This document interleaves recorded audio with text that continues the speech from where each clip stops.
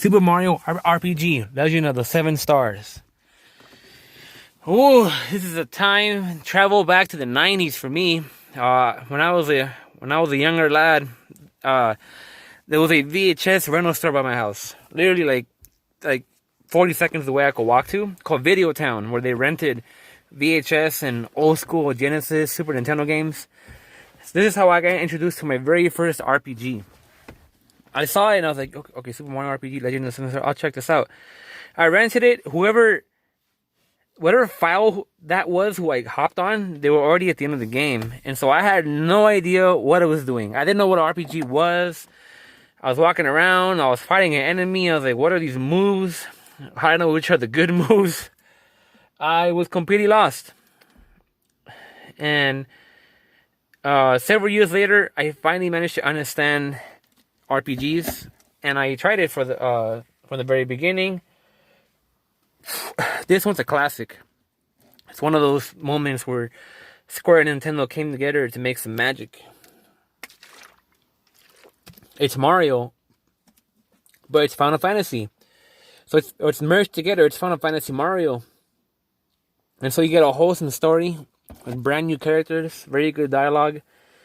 That epic 90s Square RPG quality is in this game. You start off with Mario. You start the game as you always start a Mario game. You go to fight, Bowser, and turns out there's another force behind this all. So when you go to fight Bowser, you essentially beat him, and then he supposedly gets you back, and then you win, and then the whole castle shakes, and then this giant sword, just kind of comes from the top, and it kind of just BTFOs everybody out of the castle. So you, Peach, and Bowser go flying in different directions. So the game starts with Mario conveniently and coincidentally getting launched into the pipe on top of his house. Meet up with Toad. He's like, what the hell happened? He gives him the mime update. You know what I mean? What mime update if you play the game. And you end up saving the game for the first time. There's a save box there. And then you go on your first journey. You go on Mushroom Way. Now, it's very easy to die here if you're playing casually. But if you solve all the side quests along the way, you'll level up. You'll find some flower tabs along the way that raise your FP points, which is their... Because to do magic in the game, you gotta pay up FP points, and you'll only start off with a very low amount you can do, but you'll find items like flower tabs and flower jars and flower boxes that will increase your FP gauge up to 99. The cap is 99, and so along the way you find coins. If you hit a chest with a mushroom, it's a full heal on your party, FP HP healed, and so you find the Hammer Brothers. Because you got to save Toad, because Toad's the delinquent apparently in Mushroom Way. And so you fight the Hammer Brothers. Ironically, they are the hardest to block because the game has timed moves where if you time a physical attack at a certain point, you can dodge it or guard where you will take either minimal damage or no damage. So when they do hammer time, there's like no clue when to dodge unless you look up a guide. So that's what makes the first boss at Hammer Brothers very hard. So you beat them, you get the stupid mallet, and then with their signature, and you go to Mushroom Kingdom. Right away, there's all things to do there, including when you go into the castle. There's a frog coin. Cause at this point, Toad's like, "Come with me. I'm gonna take you to the Chancellor." And so when you get to Mushroom Kingdom, you go to the castle. Toad will walk towards the Chancellor. In the first room, you gotta hop on Toad's head and hop to the top of the castle above the door to get a hidden frog coin chest there. If you don't do it at that point, you can't ever get it again. So that's like I was talking earlier about Quinte, how they make these really like unfair type of like secrets that if you don't find them the first time, that you will never be able to get them again. But they're like so unfairly put. Where how are you supposed to like even know? That happens in this game too. At least the frog coins are, I think, to a certain extent unlimited, so it's not as bad. So you meet the Chancellor. There's a whole update given, and the Chancellor's like, "Oh, okay, well you gotta go, get the princess and whatever." So you go back outside, and then introduces Crockle, that purple gator that likes to steal, and he steals Mallow's, which is one of your teammates. This is also introduces Mallow, which is some mushroom guy. So he tackles the cloud and takes his coin, runs away, and Mallow's crying. And Mallow has this power where if he cries, it starts a rain shower. You know, the ultimate crybaby. Mario talks to him. He comforts him. He's like, you know, I'll join you. You kind of have to say yeah. And then you go on your journey towards finding that crocodile to get that coin back. And then from there, you get access to your first star. Basically, you get the star, you touch enemies, you pop them out of the screen, and you get EXP points. You kind of got to pop as many as you can. And then you find the crocodile. You give him a whooping. He gives you the coin back before it's like mauling Mallow. Like, you know, runs away. You get the coin back, go back to Mushroom Kingdom. Turns out that the kingdom has been taken over by a bunch of like springs with faces. And you got to find this guy called Mac. Going to the castle, it turns out that Mac is like, you know, we're just kind of bouncing around because all the enemies there are on springs. They took over the Mushroom Kingdom, they're terrorizing the citizens. So you do the side quests along the way, you get some stuff, and you get to the castle, and Mac bounces on you, get into a fight, beat him, take him out with Mallow, and you clear your first, I guess, dungeon in a way, and you get the first star, because the whole point of the game is to get the star pieces. And Chancellor was hiding in the corner the whole time, like a coward. And and from there you unlock the next progression of the map. So next time you go is to Mushroom Way. You end up in a river. It gets kind of random. End up in the river. You end up going into the sewers as you progress towards the map, because you're trying to get to the Marshmallow's home, which is Frogland, or not Frog Toad Pond, whatever it's called. And you go in the sewers and you find this cat called Belome or Belome, whatever. I don't know how you pronounce it. And he starts fantasizing about eating you and threatening to lick you and gobble you up, and you fight him. As you're taking him down, he swallows Mallow, and you're left with Mario. If you didn't put a true form pin, you get turned into a scarecrow. And then the cat ends up you kind of end up in a Mario versus Belome fight. When you beat him, he spits out Mallow. He's like, even if you beat me, you still haven't beat me. And he disappeared. You get the coin, the EXP, the whatnot. And so he ends up unleashing this giant tidal wave that kind of washes you up. You end up in the river. You end up washing down the river. Depending where you go, you find different cutscenes where you get frog coins or flower points. And then finally you get to the bottom. You get graded on the mini game, because it's the point where you gotta get some coins, and you get the coins, you gotta figure out the puzzle, you gotta figure out how to get the most coins, and then you get down there. Depending on what you get a frog coin, maybe another frog coin, and then you finally get to Tadpole Land, whatever it's called, and then you end up finding Mallow's dad or grandfather, and he's this like frog. And so you're like, wait, this dude is like cotton candy. How is this cotton candy cloud guy the son of a frog? And then the frog ends up telling you, like, you know what, Mallow, I've been keeping a secret from you this whole time. He's like, you're not a frog, you're not a tadpole. And the song's like, da-da, and then the side music plays, like, yeah, like I find you washed up in a river in a basket, and you're actually from a land up in the sky, and you have these magical powers to summon thunder and whatnot. And then the guy's like, oh, I thought I was a tadpole. This is a shock to me, even though it's not really a shock. And so he decides to stay with Mario, and the frog says, you know what, Mario, stay with Mallow. He needs you to take him along your journey. He has powerful magic. You can make it to use. And so you end up getting to Rose Town, which is a nearby town. And then you'll trigger the next scene when you go into a certain house. And in that certain house, it'll show you a cutscene between this little toad guy playing with the... hopefully, eventually makes it in a Smash character, Geno, whatever his name is. And so Mario goes to the house. He kind of plays along. He gets shot in the face by that Geno doll, and gets KO'd. Wakes up on the top, next to Link. It's a Link cameo up there. Go back downstairs, and then the guy's like, "I'm sorry." And then while you were knocked out, that doll somehow came to life because one of the star pieces came down and like blessed it or whatever. So Geno came to life. He kind of walked into a ceiling or walk into a wall, and then he ended up going to the forest.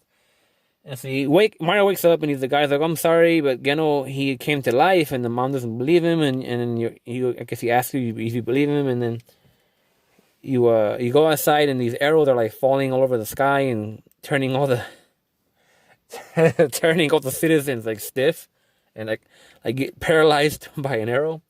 And so you go to the mushroom, the beware of mushroom, the Beware forest, and you progress through it. You fight caterpillars, these mushroom guys, these rats with gloves.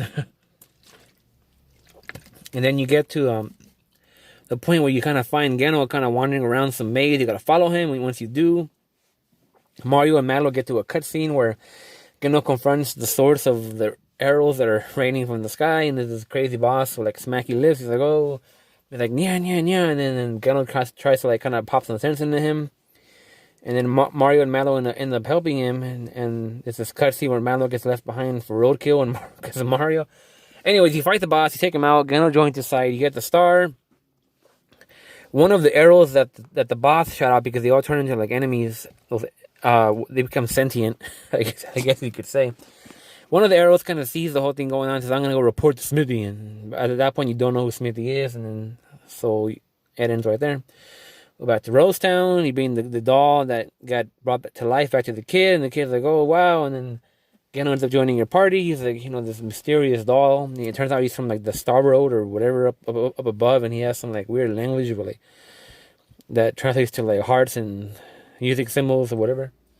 And so you move on to some pathway. Nothing really goes on there, and you get the booster You get the booster tower where you run into Bowser, and then it turns out Peach is like held hostage at the top of the tower.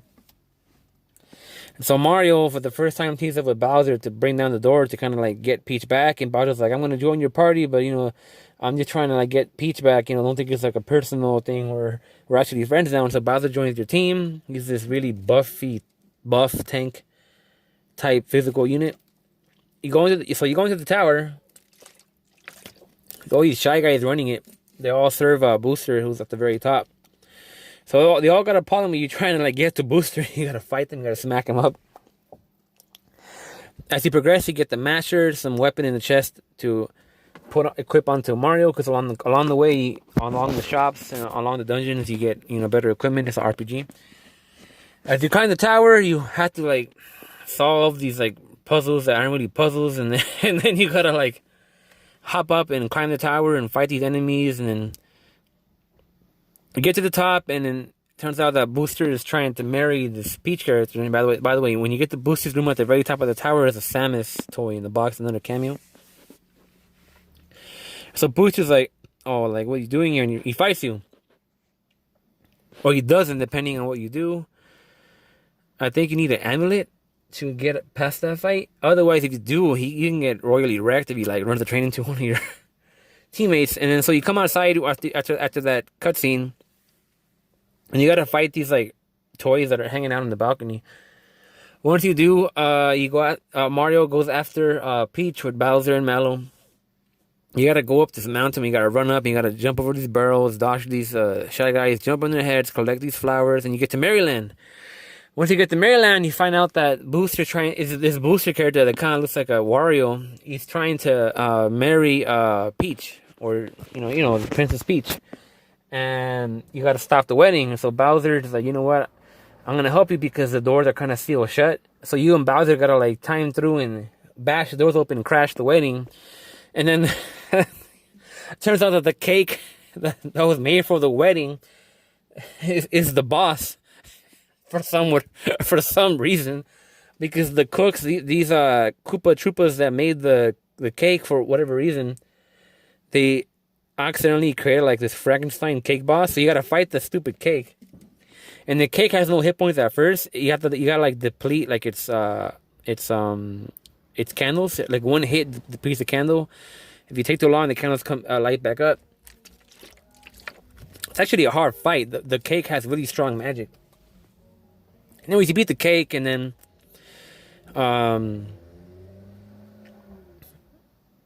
you stop the wedding, and then Peach gets saved, and there's like a kiss scene where depending what you do, Peach might kiss Mario, she might kiss Booster. She might kiss Bowser. She might get caught up between a sandwich and get kissed by Bowser and Mario. It's complicated. That seems very complicated. But you get Peach to join your team, and she's basically a healer support. And then you end up having to go back to Mushroom Kingdom, and you go back, and then the Chancellor's like, "Oh, I'm glad you brought Peach back. Oh, but the game doesn't end because Bowser wants his castle back, and I guess Mario decides to help him, and Peach decides to help him. Well, Peach can't leave because she's a spoiled princess and needs to be kept upstairs. But she devises a plan to create a body double. And so when you leave the castle, she flies out the window through an umbrella, and she's like, "Oh, it's okay, I'll go with you anyways because I got a body double pretending to be me." And so next you go to Star Hill. Just some random map you gotta go get a star at.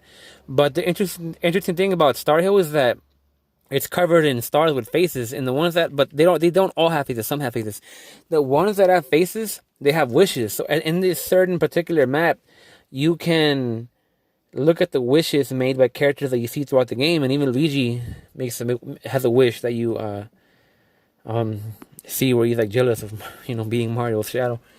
You surpass that, and then you get to Rose Town, where it's like a sketchy town. Like everybody in the town is kind of sketchy. Turns out that they've all been kind of taken over, and the real townspeople have been locked up in a house, and these people that are in charge of who have been put there by Smithy, the guy that the little boa enemy mentioned in the beginning. He took over the town, and so you end up going to a sunken ship afterwards, and in that sunken ship, you end up fighting some bosses. You find Johnny Jones, whatever his name is, some shark, and you clear that and whatnot. And then you go back to Rose Town, and then you did whatever favor they asked you to do when you got to the town, and and then they ended up kind of running away to the edge of the town, and you follow them. And then they end up saying, oops, actually, we're all one being. This entire town is just really one being that's split into many that had taken over the town and imprisoned all the townsfolk in a house somewhere.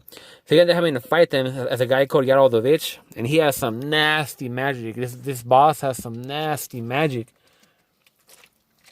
He also has two forms, and you gotta make sure you attack the right form or else you're not doing damage until you kill him.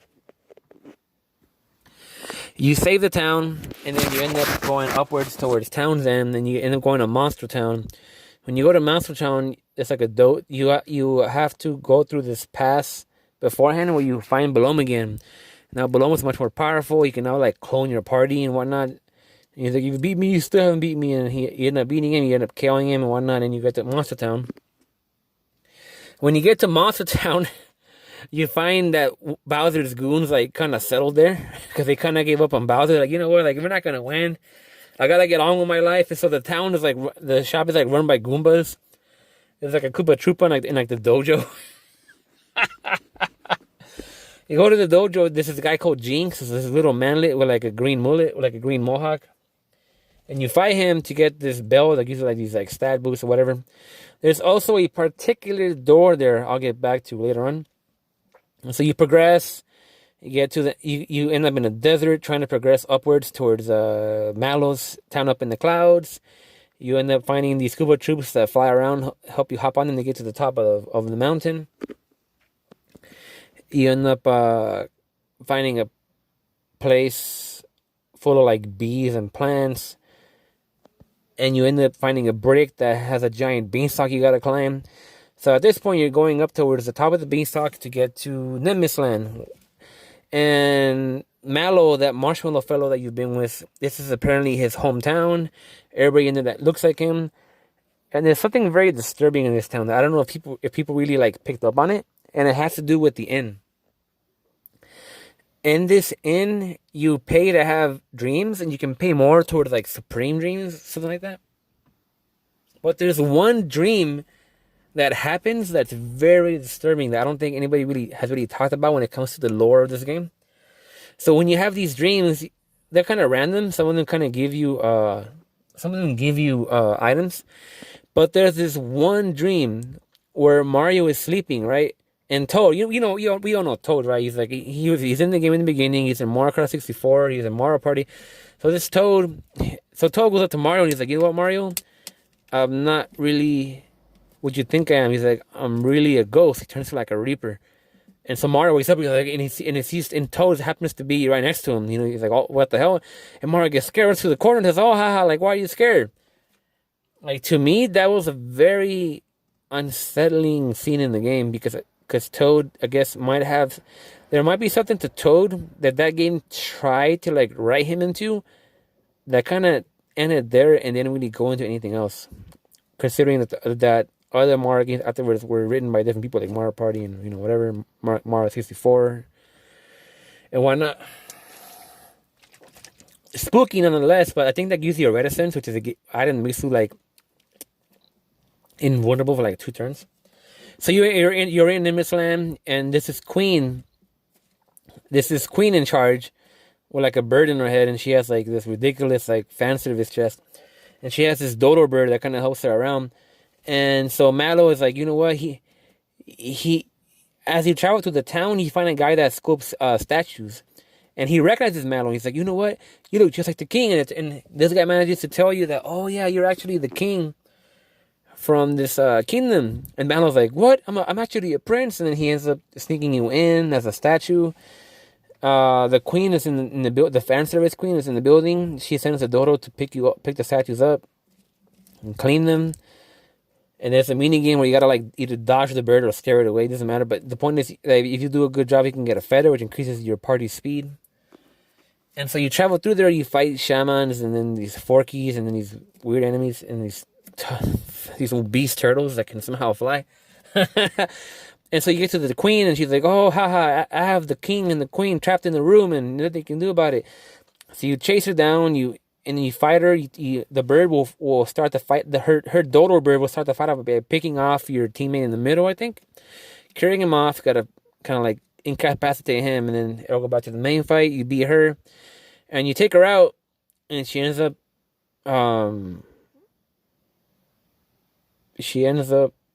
like blowing up and going somewhere. And then you take the king and the queen out of the room, and then those are apparently Mallow's parents. Turns out that Mallow's actually a prince, but they're like, you know what?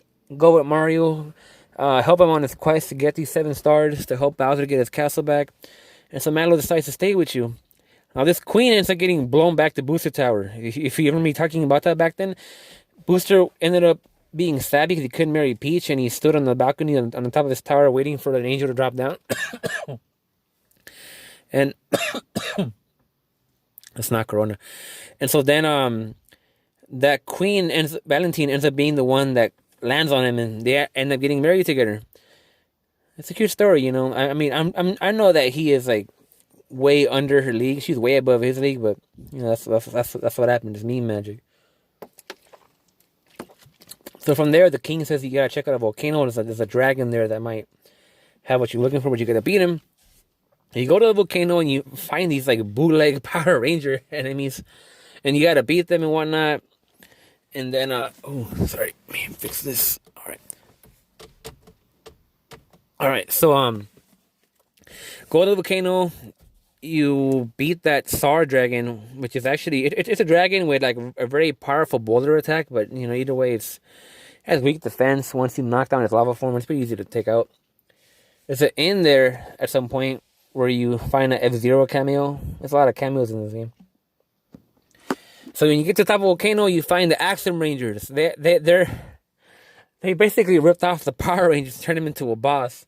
There are these like robots like things that like have like a Megazord, like this giant axe, and then you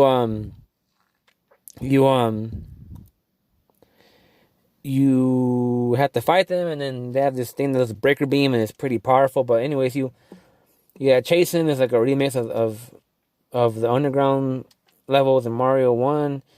You beat them, and then they end up dying, or whatever, or they end up, when you beat them, they kind of like go into like this mode where they're like, they feel defeated upon their like flaws. Like one of them's like, oh, my makeup's running.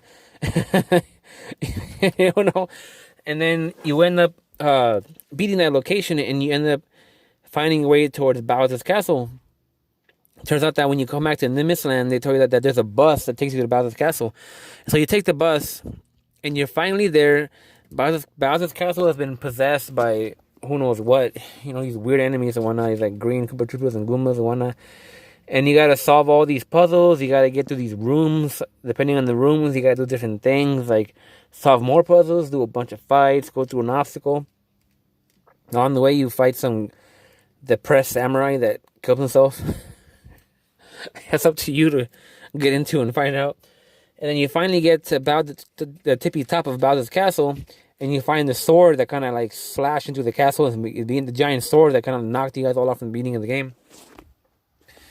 You beat it, and then it opens up its mouth and sucks you all in. You're now in this like dimension where you're like trying to get to the factory to find Smithy, the main guy behind everything. Hold on. Give me a minute. Woo! So you're now in the last part of the game, and you go towards the end of it. You find out that a lot of the bosses that you fought were mass produced. They're just copies, robots, I guess, in a way. And you end up finding people at the top floor of the factory that are like the producer, the director, the general, the chief, the supervisor. So you beat all of them, and then you finally get to the very end where a crane takes you down to Smithy. And Smithy is this being at the end of the factory that is like sculpting all the enemies and bosses that you fought up to the point. And so he's like, sorry, there's like people running past my car. I don't know what's going on. Well, anyways, I don't know what that was about. They're like yelling and stuff. So anyways, he's like, I'll take you all, and you fight him. And now it's a bike coming by. What is going on outside? So anyways, you fight Smithy, and it's a decent fight. There's a lot of things going on there. And once you beat him, he's like, oh no, he goes into a mad rage. He unlocks his true power. He shows you all towards the bottom level, and then the real fight starts, where he shapeshifts. Depending how he shapeshifts, you gotta fight him a different way. And then once you beat him, he explodes, and you get the last star piece, and then that's it. However, Geno, the little doll that came to life back in Rostan that was with you the whole time, he says, you know what, I gotta go back now because my mission's accomplished. And so he releases his soul from the doll and flies back up into the star realm in the top. And Mario and Mallow and Bowser and Peach, they get sad because all that's left behind is the little doll that you found back in the beginning of the game. Because he had to leave. And then the credits begin to roll. And as the credits roll, you kind of like see like the end, which is a long sequence where a lot of the bosses that you fought, they had regrets, they had trials and tribulations, and they find resolvement towards the credits. And then there's a big march at the end where all the enemies kind of march in. Luigi takes the lead, makes his only appearance in the game. And at the very end, there's a star twinkling around Mario and Peach as they're in the end of the parade, and it's Geno, and he's flying up towards the stars and saying goodbye one last time, and it says the end, and it plays a music box version of the first stage from the first Mario Brothers. And so it's a beautiful game, beautiful soundtrack composed by Yoko Shimomura, beautiful story, great dialogue. The fights are incredible. The time hits is a very creative system to make the RPG even more funner. I would highly recommend this game. It's completely amazing, and a 10 out of 10. 10 out of 10.